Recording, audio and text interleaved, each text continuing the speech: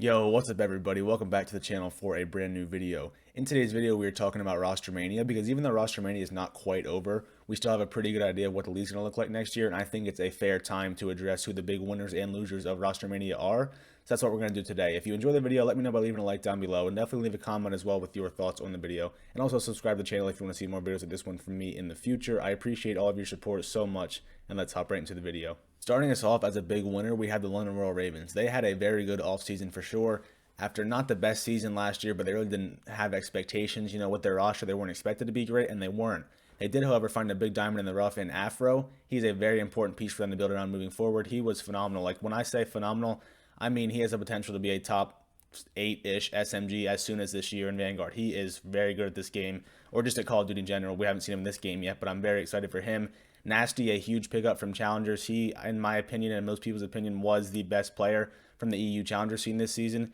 And then not far behind him was Gizmo. So that's going to be a duo that comes over from the Challenger scene right into the CDL. They played together all year long, had a ton of success over there in the EU. They might be the top two players from EU Challengers. There were a couple other guys in contention, but they are definitely up there.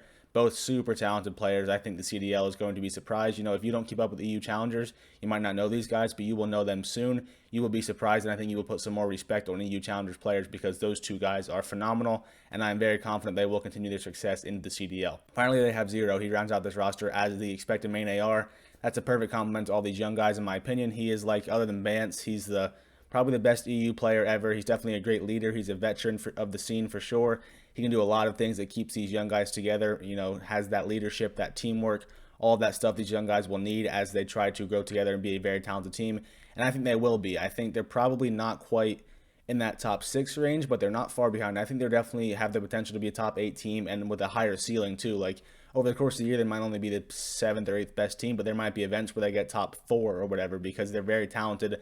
I think to start the year, they might not be on fire right away because, like I said, they have 2 new players for the CDL. Afro's been there for half of a year, so they're going to have some growing pains, I bet. But once they get going, they're going to be very scary. I think London are huge winners from Rostermania, and they will definitely be threats for some events as we approach next season. Next up, as a pretty big loser, we have Reese Vivid. This was a really good year for him. He was playing great to start the year with LAG. He then went to Dallas. He struggled a little bit at first, but then he really picked it up, and their team success picked it up too. Like, he clearly has high stock entering the offseason. We all thought he'd be a very important piece of one of these teams who are trying to rebuild and be contenders next year, like maybe LAG, maybe a reunion there. That didn't happen. You look at other teams where you could have saw him. Obviously, he's out of the Empire because of the Optic merger, so he's gone from there after coming over and giving them pretty much anything they asked of him. He could not have done much more than what they expected of him. Like, he was great. The LA Thieves, you thought there was a chance there. They go the other route. They go with Draza and Envoy for their sub duo. I would have liked to see Vivid and Envoy. That would have been awesome. I love Draza too, though, so you can't go wrong there. But definitely one where we thought there was a chance for Vivid. We didn't see him there either. And then the New York Subliners, you could have thought, okay, if they're getting rid of ASIM, Vivid might be a guy there to pair with Hydra. That could be a very nasty SMG duo who can put a ton of pressure on the map. Instead, they go the Neptune route with the Flutter Mutineers, that buyout there. So sort of all these top teams where Vivid had a chance to go, he struck out on all of them. He has not been signed yet. I am pretty confident he will be signed by the Paris spot or the vacant energy spot. If he's not, we have big issues. My guess would be he'll be signed to the energy spot, but even then, who's really left? They're not going to be able to build a very contending team because there's not that many top players left.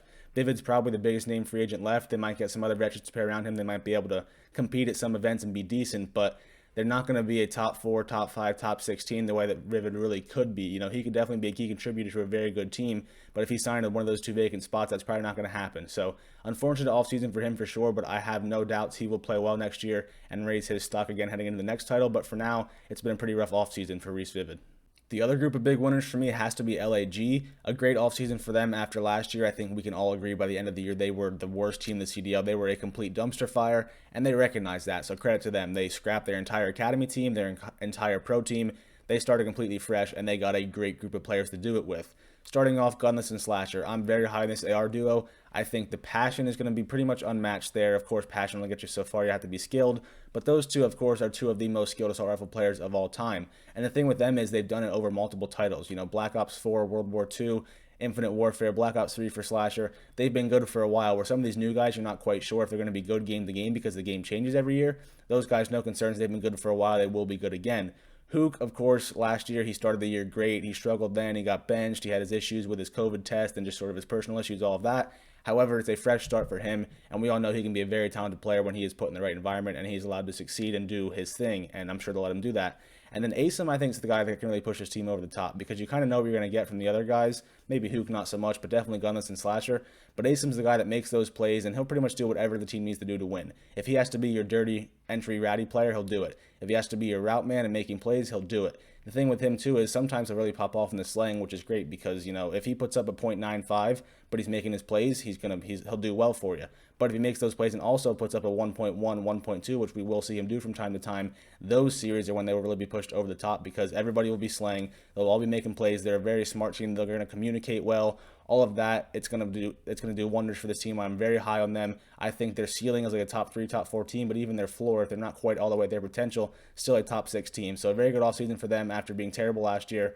LAG, definitely big winners from Rostermania. From a team perspective, the biggest losers have to be the Florida Mutineers. It was a rough offseason for these guys, and it really didn't go the way any of us expected, which I guess they know more than us, but still, it just didn't really at all align with what we thought. So everybody pretty much thought, you know, they're going to get Skies and Neptune. They're going to keep them around. Awakening and Skies looked like they probably needed to be broken up. You know, they weren't really playing together well in 4v4, and they thought they'd be broken up. Instead, Neptune is gone. He was bought out by the New York Subliners like I just talked about earlier, so that was a big loss for this team because he has the potential to be their best player. He's very, very talented. Awakening and Skies are sticking together. And also Dave Patey from Challengers, I'm not even sure if I'm saying his name right, Dave Patey, I say it different every time, but he's going to come over potentially, not guaranteed, it's not confirmed yet, as a potential main AR, Skies to a flex, and Wake to an SMG. I don't like that roster at all. I do like Yeez a lot. He might be their starting sub. You know, Havoc and Yeez are both there. I'm going to assume one will be a sub, you know, an SMG, and one will be a sub as in a substitute. Not sure who's who, but either way, I don't like that team at all. That's really 3 AR players in my opinion. Awakening, of course, he can run a sub. However, I think he's definitely best suited for an AR, especially in Search. We can be his damage dealer. We know he can be. Dave Patey, I don't know. He's a talented player, don't get me wrong. He had a good year in Challengers with Team Canada, a good main AR, but Skies is there. I don't know why you want to take Skies off the main AR role when he has played it so well for a couple titles now. You know, we all know he's a very good player. So if that's the route they go, if it's Dave Patey, if it's Skies, Awakening, and one of those other subs, I'm not sure what to expect. I think they're definitely, for now, on the outside looking in terms of the top 8 because we all know that's what makes champs. I can't see it with them right now. I think a lot of teams got better, like a lot better this offseason, and Florida got worse, I think, unless they make some different moves. They lost Neptune, who was one of their best players, so unless they surprise, maybe they'll get Vivid, maybe they'll throw a wrench in there that we aren't expecting, but if it goes the way it's expected to look right now, I think Florida are big losers from Rostermania. Finally, some quick honorable mentions. First off, I think Neptune's a big winner because pretty much whatever I just said about Florida, how they're not looking great, he got out of there. So that's great for him. He's in New York. He's with Clay. He's with Krim. Great guys to learn from. That's a great move for him. I think his stock is definitely going to go up. Him and Hydra will be a great SMG duo, and that team could be very good as well. I also think Accuracy is a winner just because he got a spot, because I think a lot of us were not expecting Lamar to get a spot this year. He did get one with the Seattle Surge. It might be a tough role for him because he's going to have a lot of young kids, Pred, Sib, and Max, so he will really have to be like the coach of that team in-game, and then also he has to be the main AR. So he's got a lot on his plate. If he can do it well, that really raises his stock, but even if he can't do it well, it's just good for him to be back in the league because after getting benched last year, we weren't sure if we'd see him again, so that's good for him. And then losers, I pretty much just have the entire Challengers scene because we were expecting a lot of these Challengers players to get spots next year, and it really hasn't happened. I guess the Paris and the Chicago spot are open yet. Maybe we'll see some Challengers players there, but for the most part, there have not been near as many players as we expected. You know, the entire North America Challengers champs team, the winners, they didn't get any spots. There's just a lot of talented players down there. Tom Gravity, Spart, Saints, you can go on and on. There's so many players. We're not going to see any of them this year. That's definitely disappointing. I think when we see expansion, we will see those guys in there, but hopefully expansion comes soon because a lot of that talent is just sitting there wasting away. It's unfortunate for them, so I think all of those guys, unfortunately, are pretty big losers from Rostermania. So that's going to do it for the video. If you enjoyed, let me know by leaving a like down below. And leave a comment as well with your thoughts, who you think are the winners and losers from Rostermania. And also subscribe to the channel if you want to see more videos like this one from me in the future. I appreciate all of your support so very much. So I hope you enjoyed the video. I hope you have a good day today. And I'll talk to you guys in the next video.